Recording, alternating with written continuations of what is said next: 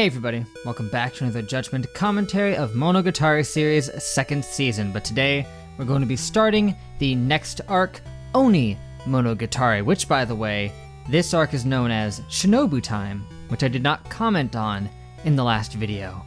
And given that Shinobu has already messed with time, pretty sure it doesn't mean that kind of time. But we'll see. That fact aside, last time was the Nadeko Medusa arc. We finished that one up and, well, it was one of the most cerebral and crazy arcs we've had yet because, as it turns out, the whole thing, the whole storyline just proved that Nadeko was the most unreliable narrator we've had so far because everything we saw from her point of view, nearly all of it, was a delusion. An intentional false story meant to resurrect a dead snake god, all set forth by one Ogi Oshino. Allow me to explain. You see, back at the beginning of the arc when Ogi and Nadeko were having their discussion, there was a little bit that was skipped, and Nadeko mentioned that it felt like time had passed quickly.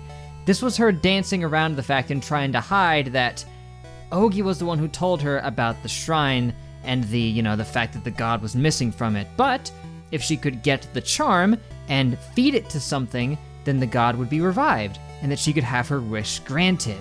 It was Ogi who told her to do that, so this whole thing is her fault. Now why Ogi would want Nadeko to resurrect this snake god, I don't know, and whether she foresaw Nadeko herself being used as the vessel is also unclear. She did say that maybe she should feed it to a random snake, but that's not what Nadeko went for at all. She instead went straight to gobbling it down herself. Maybe it was out of desperation due to the fact that Araragi was, trying to stop her from taking the thing. But the point is, Nadeko did eat the charm. She found it, she ate it, she became the Medusa, and we saw what happened at the beginning of episode 1, where she just goes on her massacre. It's really crazy to think that from the very beginning, everything she saw with the snake god that was on her wrist was made up. Even the fact that the snake was the scrunchie wasn't real. Ogi gave her that scrunchie, and then she just imagined that the snake god was living within the friggin' thing. That was all a lie. The whole thing was such a crazy lie, told so well that even she believed it, and that's the point, is that she lied about it so well, she was so into the fantasy, that she made it real. Tsukihi was correct. Nadeko does not look at reality. That entire arc was her ignoring it the entire time, just so that she could fulfill her selfish wish. I'm kind of jumping around here talking about stuff, but there was just so much given to us in that last episode. Really, it was nuts, but the good news is nobody died, thankfully, because just as Nadeko was about to finish off Araragi and Shinobu, Araragi got a call from Senjugahara, and Senjugahara managed to talk Nadeko down. Kind of. She managed to buy them 9 months of time to prepare for the epic final boss fight so that they can hopefully manage to take her down, because as they were now, they got completely wiped. Without Senjugahara, they would have been dead.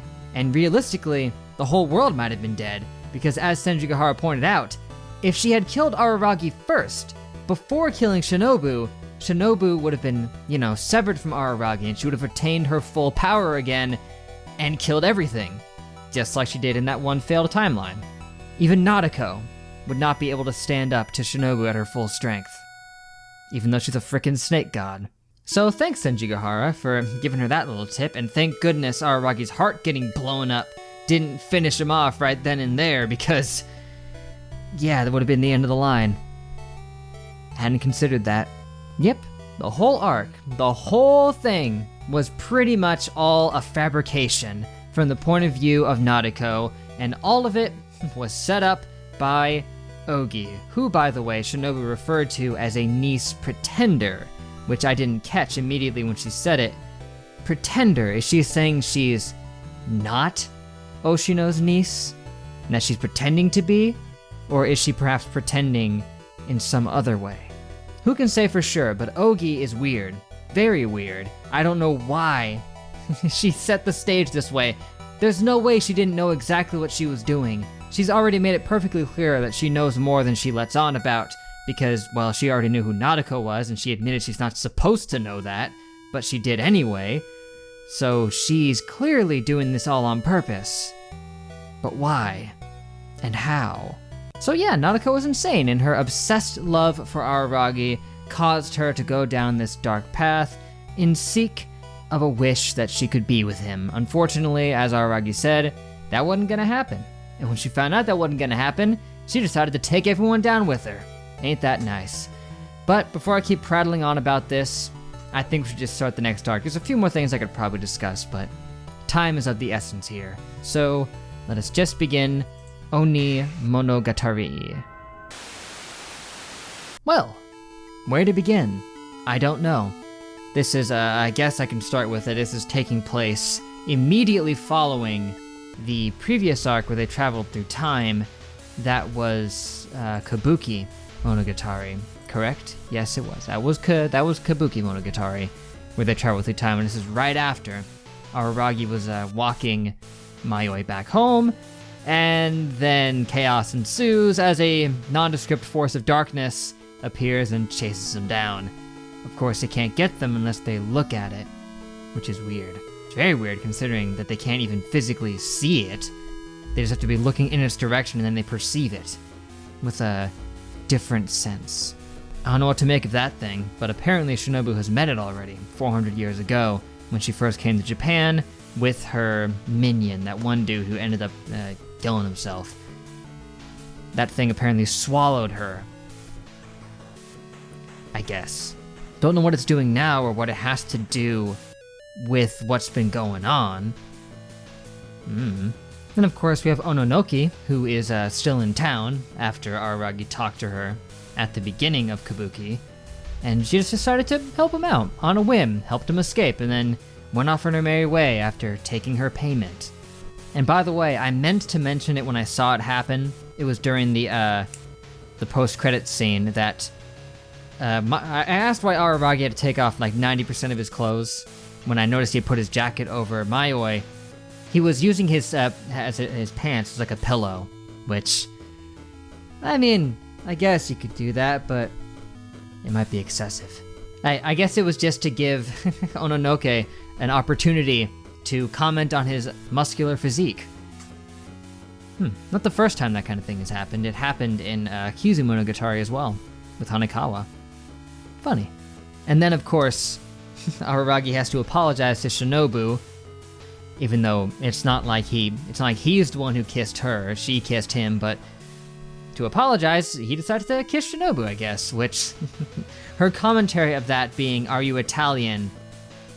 is apt, given that, you know, it's a commonly seen thing, or at least interpreted of Italians, that they will kiss each other on the lips, even, you know, members of the same family. It's just something that they do, and not even just them, it's common across a lot of cultures. And the question is apt because she and Araragi have a very close family-esque bond, but even Araragi kind of blurs the line between what he's willing to do when it comes to family members. So yeah, he may as well be Italian, I guess. But this arc has only just begun, so I don't know what I have to necessarily say about this further.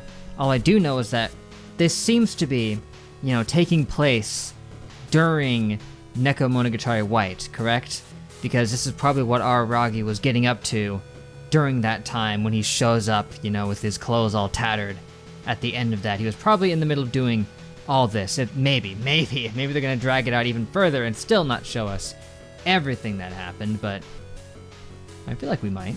If that's the case, then we'll be seeing Tsurugi at some point, because he did text her to come and see him. But I figure we'll have to wait and see on that. Also, I didn't mention it yet, Ogi. The very rare time where Ogi has appeared, but not said anything. She showed up, but she didn't say anything. Araragi cut away to talking about the past. What that has to do with what's going on, I'm not at all sure of. She was just kind of happily skipping along. She went into the classroom, and that's all we saw of her. Dang, she just keeps managing to be mysterious, no matter what she does. Even saying nothing still makes her seem more mysterious. Ah well, for now, I guess that's it, guys. Thank you for watching. Make sure to leave a like and a comment if you enjoyed. Subscribe to be updated on more. That would be great. Be sure to stay tuned for next time. Onimonogatari, Episode 2, Shinobu Time will continue forward. Very interesting title. Again, we haven't had one named that way before. They're always named after, an animal or an apparition or something going on, but it's just Shinobu Time. But like I said, this is it. Hope to catch you next time, but till then, I will see you guys later.